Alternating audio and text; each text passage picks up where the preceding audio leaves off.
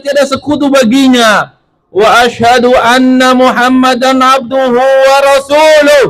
Ballaghar risalah wa addal amanah wa nasahal ummah wa jahada fi sabilillahi haqqa jihadih wa tarakana ala mahajatil bayda lailuha kanahariha la yazighu anha illa halik. Dan kita bersaksi bahwasanya Nabi Muhammad adalah hamba dan utusan Allah. Beliau telah menyampaikan risalah, menunaikan amanah, menasihati umat, dan beliau berjuang di jalan Allah dengan jihad yang sebenar-benarnya. Dan beliau meninggalkan kita dalam keadaan hujah yang terang benderang, malamnya bagaikan siangnya. Tidak ada orang yang menyimpang dari petunjuknya kecuali orang yang celaka. Allahumma salli ala Muhammadin wa ala ali Muhammad kama sallaita ala Ibrahim wa ala ali Ibrahim wa barik ala Muhammadin wa ala ali Muhammad kama barakna ala Ibrahim wa ala ali Ibrahim innaka Hamidum Majid. Qala Allah Ta'ala fi kitabihil karim, ya ayyuhalladzina amanu taqullaha haqqa tuqatih wa la tamutunna illa wa antum muslimun. Hai orang-orang yang beriman, bertakwalah kalian kepada Allah dengan takwa yang sebenar-benarnya, dan janganlah kalian mati kecuali dalam keadaan Islam. Wa qala ya ayuhan nasu taqu rabbakum alladhi khalaqakum min nafsin wahidah wa khalaqa minha zawjaha wa batha minhuma rijalan katsiran wa nisaa'a wattaqullaha alladhi tasaaluna bihi wal arham innallaha kana 'alaikum raqiba. Wahai sekalian manusia, bertakwalah kalian kepada Allah yang telah menciptakan kalian dari satu jiwa, dan darinya Allah menciptakan istrinya, dan dari keduanya Allah mengembangbiakkan kalian menjadi laki-laki dan perempuan yang banyak. Dan bertakwalah kalian kepada Allah yang hanya kepadanya kalian saling memohon, dan sambunglah tali silaturahmi. Sesungguhnya Allah Maha mengawasi apa yang kalian kerjakan. Amma ba'du, fa inna asdaqal hadits kitabullah wa khairal hadyi hadyu Muhammadin sallallahu alaihi wasallam wa syarrul umuri muhdatsatuha ala wa inna kulla muhdatsatin bid'ah wa kulla bid'atin dhalalah wa kulla dhalalatin finnar. Ketahuilah bahwasannya perkataan yang paling benar adalah firman Allah. Petunjuk yang paling lurus adalah petunjuk Rasulullah. Sesuatu yang paling buruk adalah sesuatu yang baru yang diada-adakan dan tidak pernah diajarkan oleh Rasulullah. Setiap yang baru yang diada-adakan dan tidak diajarkan oleh Rasulullah adalah sesat, dan setiap yang sesat tempatnya di neraka. Ma'asyiral muslimin rahimakumullah. Segala puji bagi Allah. Dialah Allah yang telah menciptakan langit dan bumi beserta segala isinya. Dialah Allah yang menjadikan matahari bersinar dan bulan bercahaya. Dialah Allah yang telah menciptakan kita semua dari tanah dan akan mengembalikan kita ke dalam tanah, dan nanti akan membangkitkan kita dari tanah, akan dikumpulkan di padang mahsyar di hari kiamat nanti. Dialah Allah yang telah memberi rizki kepada kita. Sungguh semua yang kita miliki, kekayaan dan harta benda semua yang ada pada kita, bukan karena kehebatan kita, bukan karena kepandaian, bukan karena jerih payah, tetapi semua itu adalah rizki karunia dari Allah Subhanahu wa ta'ala. Dialah Allah yang Maha Pengasih dan Maha Penyayang, yang selalu mendengar dan tidak pernah bosan mendengar keluhan, rintihan, aduan dari hamba-hambanya, dan selalu memberikan jalan keluar setiap permasalahan yang ada pada hamba-hambanya. Dialah Allah yang memiliki malaikat-malaikat yang selalu mencatat seluruh amal perbuatan manusia, yang kecil, yang besar, yang baik, yang buruk, yang terlihat, yang tersembunyi, semuanya dicatat dengan rapi oleh malaikat dan sangat teliti. Dialah Allah yang Maha Pengampun, yang selalu membentangkan ampunannya untuk hamba-hambanya siang dan malam. Dialah Allah yang memiliki surga dan neraka. Hanya dua itulah tempat kembali manusia. Hadirin semuanya, Kita di sini pada kesempatan yang penuh bahagia ini dalam rangka untuk memujinya, mensucikannya, mengagungkannya. Allahu Akbar, Allahu Akbar, Allahu Akbar, la ilaha illallah, Allahu Akbar, Allahu Akbar, walillahil hamd. Jemaah yang dimuliakan oleh Allah, dahulu kala jauh sebelum Rasulullah SAW diutus, di tanah yang kering, tandus, gersang, panas, meranggas di Bukit Bebatuan, di sana tertoreh sejarah abadi tentang kisah hidup seorang pahlawan yang sangat mulia, yang namanya selalu harum dikenang, yaitu seorang yang sangat mulia, Nabi Ibrahim alaihi salam.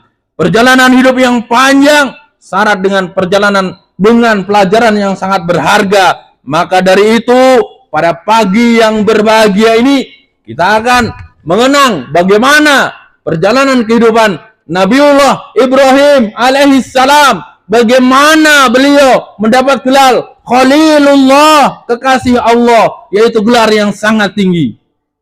Jemaah yang dimuliakan oleh Allah, ketika Nabi Ibrahim berdakwah, ternyata justru yang diterima adalah penolakan. Tidak hanya penolakan, bahkan Nabi Ibrahim dimusuhi, disakitin, diusir, bahkan ada upaya untuk membakar dirinya. Kemudian Nabi Ibrahim berhijrah. Hal ini diabadikan oleh Allah Subhanahu wa taala dalam surat As-Saffat, dimulai ayat ke-99 hingga ayat ke-111. Wa qala inni dzahibun ila rabbi sayahdin. Dan Nabi Ibrahim mengatakan, aku pergi menuju Allah, semoga Allah memberi petunjuk kepadaku. Setelah gagal di tempatnya, maka beliau berhijrah, mengembara, melanjutkan tugas dakwahnya. Dan beliau selalu berdoa kepada Allah. Namun dalam kehidupannya ketika itu, Nabi Ibrahim sudah menikah sekian lama, bertahun-tahun, belum dikaruniai anak. Maka kemudian Nabi Ibrahim tidak putus asa. Beliau berusaha, terus berdoa dan berusaha. Bahkan hingga puluhan tahun lamanya, barulah Allah karuniakan anak. Beliau selalu berdoa, Rabbi habli minas salihin. Ya Allah, karuniakanlah kepadaku anak yang saleh. Nabi Ibrahim tidak meminta sesuatu yang tidak ada maslahatnya. Beliau hanya meminta anak yang saleh. Tidak meminta anak yang pandai, anak yang sukses, anak yang pintar. Tidak, karena kalau tidak saleh, semuanya justru akan menjadi beban orang tuanya. Maka Nabi Ibrahim hanya meminta anak yang soleh.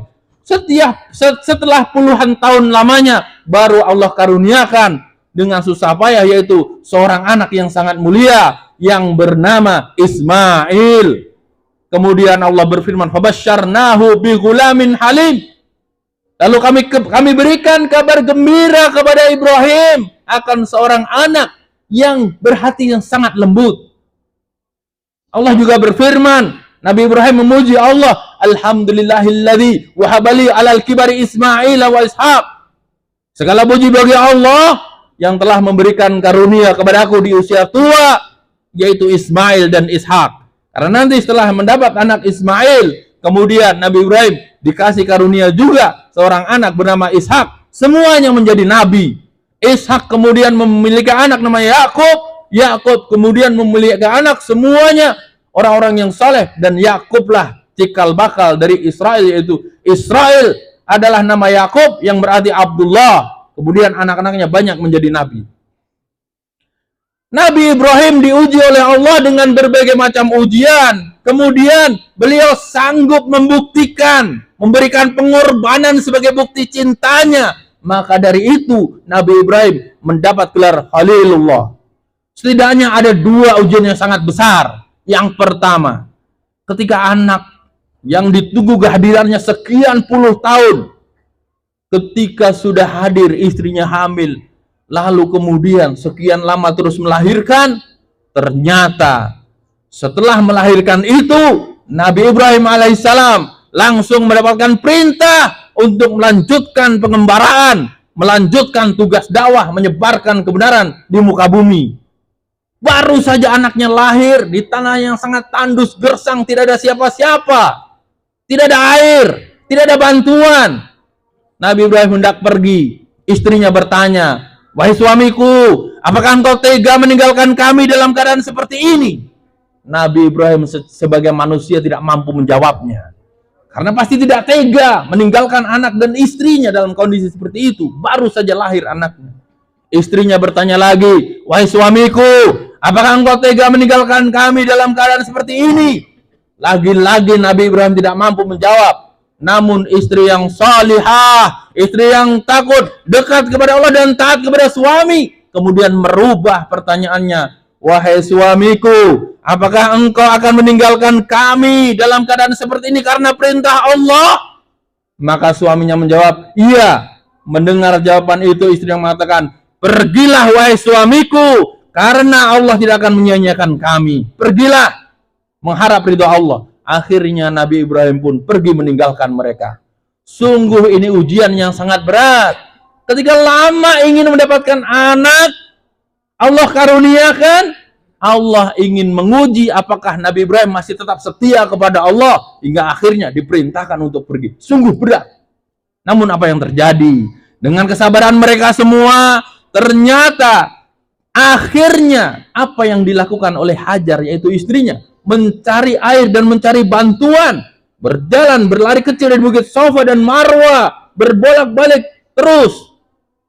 Maka hal itu nanti akan dikenang, sehingga semua orang yang haji dan umroh harus melakukan hal ini, mengikuti sunnah apa yang dilakukan oleh keluarga Nabi Ibrahim, yaitu sa'i.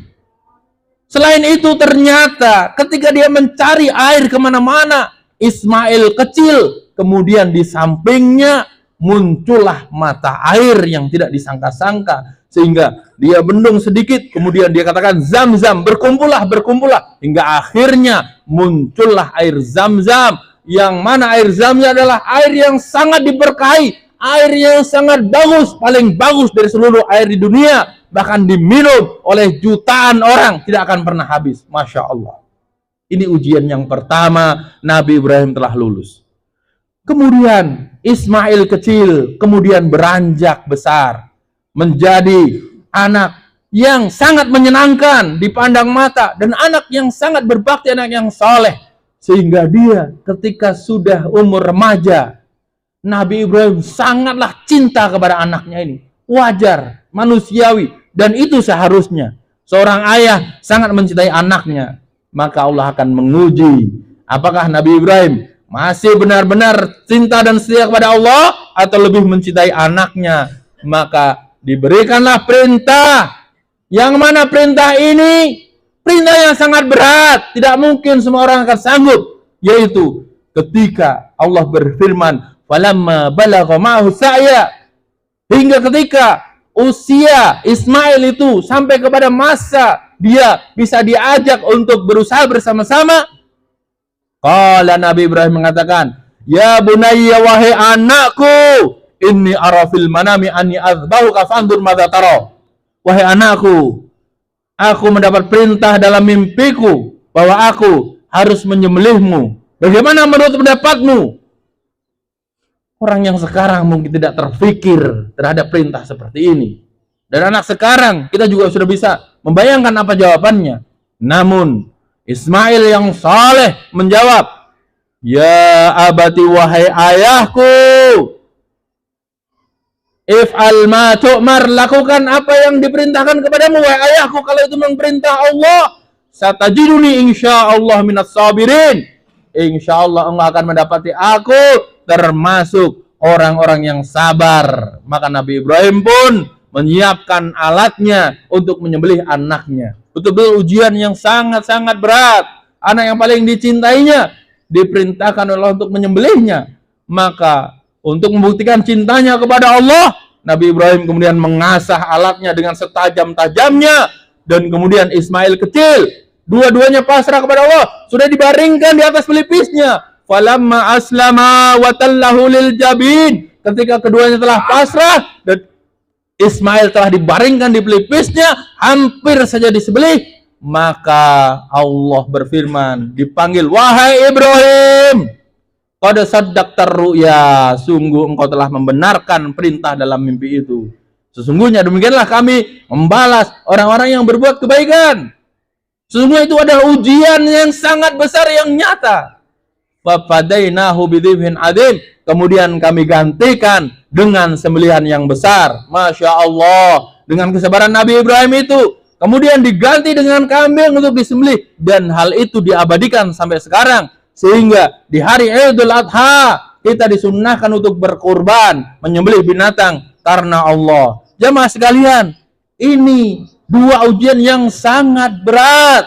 Nabi Ibrahim tahu, terkadang ujian itu berat bagi kita, kita tidak suka, tetapi Allah berfirman, asa an takrahu syai'a wa huwa khairul lakum, bisa jadi kamu membenci sesuatu, tapi itu baik bagimu. Wa asa an tuhibbu syai'a wa huwa syarrul lakum, dan bisa jadi kamu mencintai sesuatu, tapi itu buruk bagimu. Allah Maha tahu, sedangkan kamu tidak tahu. Dan orang apabila ingin mendapatkan kebaikan, dia harus mempersembahkan sesuatu yang dia cintai. Jamaah sekalian, hendaknya hal ini kita jadikan pelajaran dalam hidup kita, bahwa kita harus mempersembahkan pengorbanan kepada Allah sebagai bukti cinta kita kepada Allah Subhanahu wa taala. Apabila kita ingin mendapatkan cinta Allah, sesungguhnya orang yang mencintai sesuatu, dia akan mengikutinya. Maka coba kita tanyakan kepada diri kita masing-masing, sudahkah kita berkorban untuk membuktikan cinta kita kepada Allah, ataukah hanya cinta di bibir saja, seperti para munafikin yang mengungkapkan cinta kepada Allah tapi dia durhaka kepada Allah? Sudahkah kita melaksanakan perintah-perintah Allah yang mampu kita lakukan? Sudahkah kita menjauhi larangan-larangan Allah? Sudahkah kita mendahulukan kepentingan Allah daripada kepentingan orang lain, bahkan kepentingan diri kita sendiri? Sudahkah kita menjawab seruan panggilan Allah? Misalnya apabila adzan berkumandang, apakah kita segera menyambutnya? Ataukah kita masih lalai mendahulukan sesuatu yang lain? Sudahkah kita berakhlak dengan akhlak yang mulia sebagaimana yang diperintahkan oleh Allah? Sudahkah kita berbakti kepada kedua orang tua kita yang diperintahkan oleh Allah? Sudahkah kita mengasihi anak-anak kita, orang-orang yang lebih rendah dari kita? Sudahkah kita berbuat baik kepada tetangga kita? Sudahkah kita peduli kepada lingkungan sekitar kita, bahkan kaum muslimin yang membutuhkan bantuan kita? Ataukah kita tidak peduli semuanya? Jamaah sekalian, harusnya hari ini hal ini kita jadikan renungan, sehingga kita harus mempersembahkan sesuatu untuk membuktikan cinta kita kepada Allah, sehingga kita akan mendapatkan cinta dari Allah. Jangan hanya cinta bertepuk sebelah tangan karena hanya cinta di bibir saja. Semoga Allah mudahkan kita mengikuti Nabi Ibrahim alaihissalam. Yang terakhir, kami berpesan kepada para wanita, wahai para wanita, contohlah istri Nabi Ibrahim yang bernama Hajar dalam kesabarannya, sehingga mendapat kedudukan yang tinggi di sisi Allah Subhanahu wa taala. Dan kepada para wanita, perbanyaklah istighfar, perbanyaklah sedekah. Rasulullah sallallahu alaihi wasallam bersabda, ya ma'syaron nisa, wahai sekalian para wanita, tasaddaqna, bersedekahlah kalian, wa aktsirnal istighfar, dan perbanyaklah oleh kalian beristighfar. Fa inni ra'aitukunna aktsara hatabi jahannam, karena aku melihat kalian para wanita adalah penghuni neraka terbanyak.